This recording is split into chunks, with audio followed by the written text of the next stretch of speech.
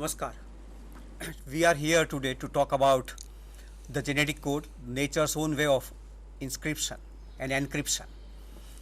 Basically, every living system is made up of cells, and as a cell is a single biological unit of life, every single cell contains within its nucleus the master molecule called DNA.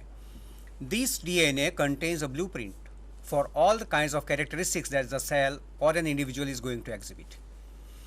DNA works via the agency of RNA. Different types of RNA molecules are there: messenger RNA, transfer RNA, as well as the ribosomal RNA. These RNA molecules collectively are responsible for synthesis of different types of proteins which are working extremely specifically in controlling individual characteristics that are exhibited by an individual. The manner in which DNA works through the agencies of RNAs, the RNA which carries the message from the DNA to the cytoplasm regarding the kinds of proteins to be synthesized is known as the messenger RNA. This messenger RNA contains a sequence of nucleotides which is regulated by the sequence of nucleotides on the DNA molecule. And the sequence of nucleotides on the messenger RNA determines the sequence of amino acids that a synthesized polypeptide chain will contain. Looking to this, a messenger RNA contains the message regarding what kind of protein has to be synthesized. Without going to much detail about how exactly does a messenger RNA work, we have to bear in mind the fact that every triplet of nucleotides on messenger RNA is responsible for placing one amino acid in a polypeptide chain to be synthesized. And this triplet of nucleotides has been called genetic code, which, let me repeat, is responsible for synthesis of a polypeptide chain, a particular amino acid. Where a amino acid will be placed, in what sequence it will be placed is determined by the sequence of nucleotides on the messenger RNA. Every triplet of nucleotides is responsible for this, known as genetic code. With this primary information, we are going to now elaborate upon genetic code, and I request Dr. Bhupesh Yagnik to please take over. Thank you very much, Piyush bhai. As it was described by him, that every living being has a blueprint of genetic information encoded in the form of DNA. And every individual is so in terms of characteristic, because the genetic information contained within each and every cell defined so. Now, this information which reside over a sequence of DNA is in fact read in a very specific manner within a biological system. And this language, a secret language of nature, was deciphered by scientists by working years together in a painstaking efforts. And only after these efforts, the secret language of nature was revealed. Now, in today's lecture, I am going to tell you about a detailed account on how these discoveries were made and what kind of experimental tools were used by this scientist, which led to won the Nobel Prize in medicine and physiology. So,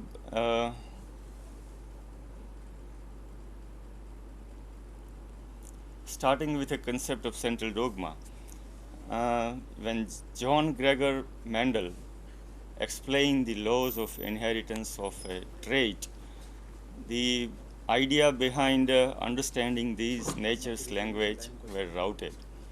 And especially after the work of Frank Griffith, who described that genetic material is in fact a DNA, the molecule received widespread attention by the scientists worldwide. And in an efforts to characterize the structure, Watson and Crick has described the double helical structure. And it was the work of Beadle and Tatum in 1958 who described that the information within a DNA is actually expressing itself by means of protein. And for every segment of a nucleic acid, there are specific proteins which are made in accordance with the sequences, and these proteins are responsible for executing themselves and imparting a specific trait or characteristics. Afterward, it was Charles Janowski in 1960 who described that a definite kind of collinearity is existing between the sequence of DNA and that of a protein.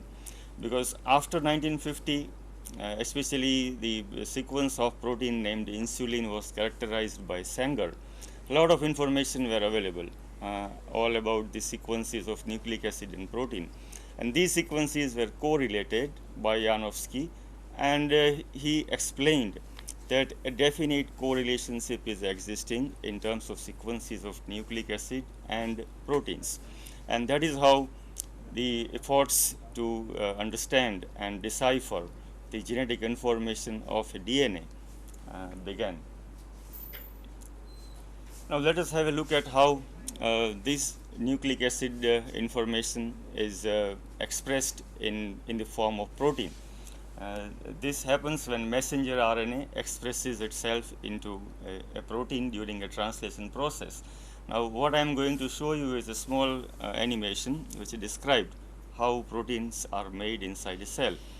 Now, what you see in this animation is messenger RNA strand binding itself to a two ribosomal subunits at an appropriate site, and from a point from where the translation is to begin, tRNA binds, and this tRNA carries a correct type of amino acids. When two such tRNA brings together two amino acids side by side, peptide bonds are formed between them, and the process goes on. Every time new tRNA brings in new amino acid, and that is how a length of polypeptide chain grows inside a cell till it acquires a three-dimensional functional unit as shown in the cluster, and such a protein is sent out to carry out its function. Now, this process can actually happen at a very fast pace. What we are seeing in this diagram is a nuclear membrane having a pore through which the messenger RNA is about to come and reach into the cytoplasm. And within this cytoplasmic region, the messenger RNA is translated in a rapid manner. Green colored triangular shaped molecules are in fact tRNAs, which are constantly bringing in new amino acids, correct type of amino acids, in accordance with the nucleotide sequences over the messenger RNA. And these amino acids are joined together until a functional polypeptide is synthesized and released into the cytoplasm.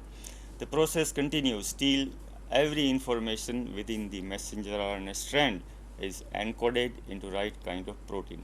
Now, how this language of messenger RNA is interpreted was a very big challenge to the scientists, and I am going to tell you about the work carried out by these three scientists, namely Robert Hawley and Hargobind Khurana and the Marshall Nirenberg. These three scientists were the winners of Nobel Prize in Medicine and Physiology in 1968 in recognition of their work on deciphering the genetic code. Now, the experimental approach used by this scientist was very much challenging. What they have done is they resorted to several kind of experimental tools and approaches to fully understand the language of nature. The problem like riddle of solving the genetic code seems to be very trivial in the present day scientific know-how and technological expertise that we have right now. Today, deciphering all 64 number of genetic code may be a small exercise taking hardly more than 24 hours by use of the advanced instrumentation technique like gene sequencer, protein sequencers, and all kind of automated instruments. But way back before 1950 and after 1960 in particular, the scientific know-how and technology was not that much advanced. The major drawback was availability of the test RNA sequences, and this was availed by the work of Nirenberg and Ochoa when they described for the first time enzyme called polynucleotide phosphorylase.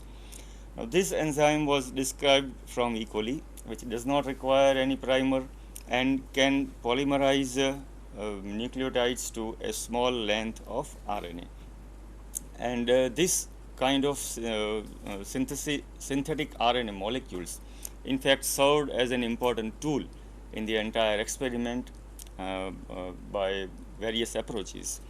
Second important tool used by these group of scientists were development of in vitro protein synthesizing system.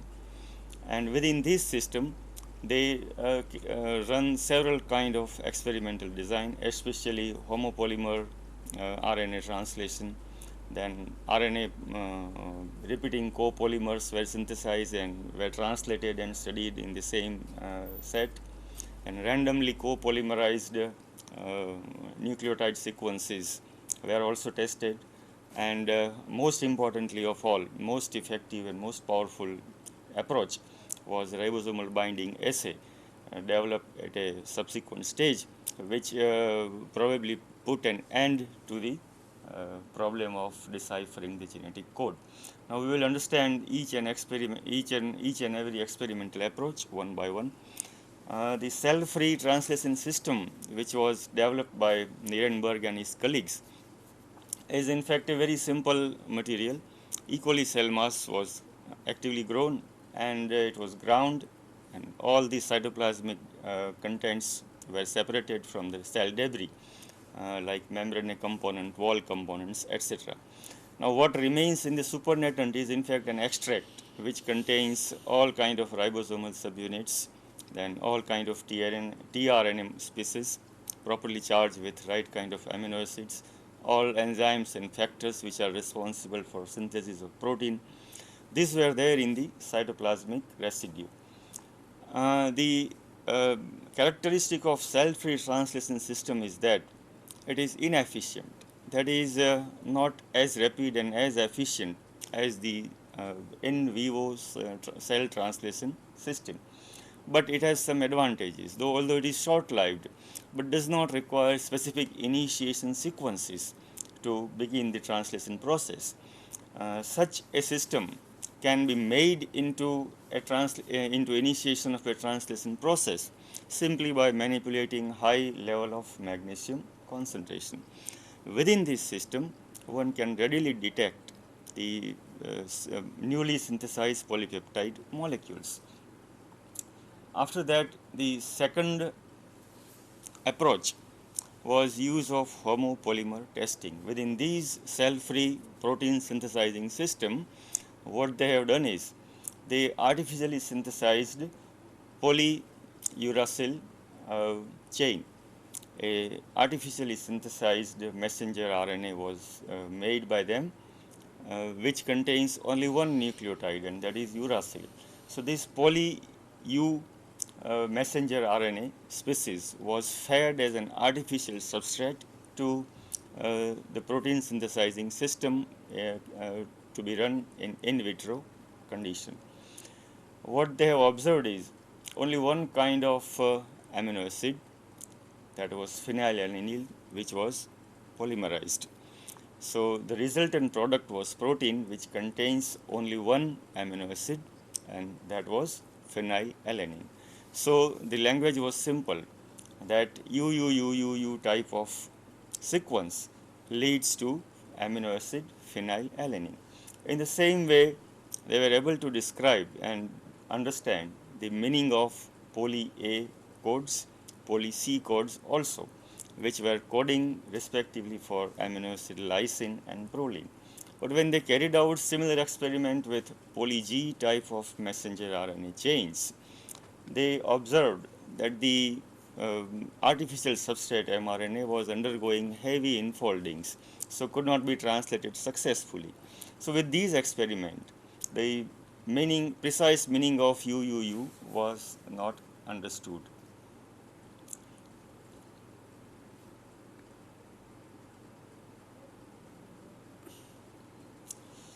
For that, a second approach came to their help, and that was using repeating copolymers. what they have done in these experiments is they mix up two kinds of nucleotides together, namely uracil and cytosine, and they allow them to undergo alternating, uh, um, get polymerized in alternating manner. That is UC, UC, UC type of sequence was made. And when these chain was translated under in vitro condition, they got a polypeptide which was having alternating arrangement of two amino acids, serine and leucine, serine, leucine, serine, leucine, likewise. Although it could help us in understanding that there are two types of codons possible, UCU or CUC, and both of these codon might be coding for either serine or leucine, but the precise information was not available. The third approach was using random copolymers. They selected two kind of nucleotide monomers, namely A and C, mixed them in different ratio, like in 50-50% ratio, in 10% or 90% ratio, and they calculated the net frequency of occurrence of specific codon sequences, like as shown in this diagram, probability for CCC, CCA, CAC, likewise. This can be calculated statistically. And when these type of polymer, namely randomly co-polymerized polymer,